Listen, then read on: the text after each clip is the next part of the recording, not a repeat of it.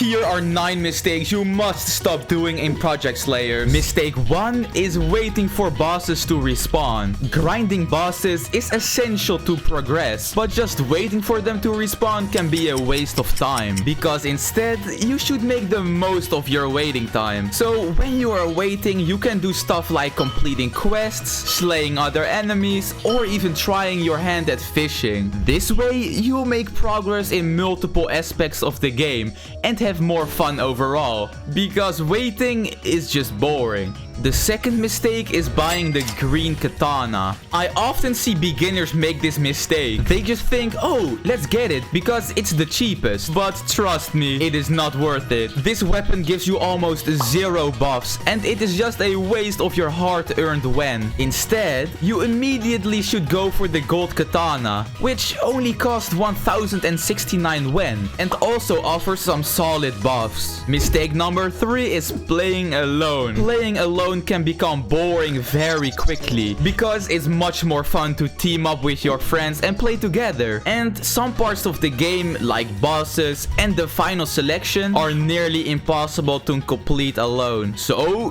gather your friends, form a party and play together. The fourth mistake is using a bad clan. If you use a bad clan, you will have little to no buffs, and that's not what we want, right? So you should try to spin for a good clan. But what if you do not have spins? Well, you should use codes, because by redeeming codes, you can earn plenty of spins and increase your chances of getting legendary or even a supreme clan. Here are some codes which will give you a lot of spins. Mistake number 5 is not blocking. Trust me, I made this mistake too when I first started playing. But blocking is essential, because when you block attacks from your enemies, you are able to take less damage and stay alive longer. And if you master this blocking, it will help you win more fights and even take down those tough bosses that seemed impossible before. Mistake number 6 is not using the map points. I see a lot of beginners make this mistake, but they can be a real game changer, because when you unlock a location using a map point, you can teleport to that location, and all you need to do is just talk to the horse guy and click on that location. And if you do this, it will save you a lot of traveling time, and that's perfect. So now you can focus on the exciting parts of the game. The 7th mistake is only farming levels. I know farming levels is really important, but you shouldn't forget about other important aspects of the game. So take some time to grind for items, mastery and more. And when you also grind for other stuff, you will unlock more items, abilities,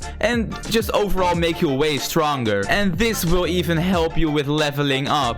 Mistake 8 is switching your playstyle. Now, there are a lot of players who grind hard to reach a high mastery level in a specific breathing style. But sometimes they decide to switch to a different breathing style or even become a demon. But here's the problem. When you switch, you lose all the progress you have made in that previous breathing style. So if you've invested a lot of time and effort, it can take very long to start all over again. So you should stick to a style that suits your playstyle and preferences. The 9th mistake is not learning or using your combos. Oh boy, this is a big one.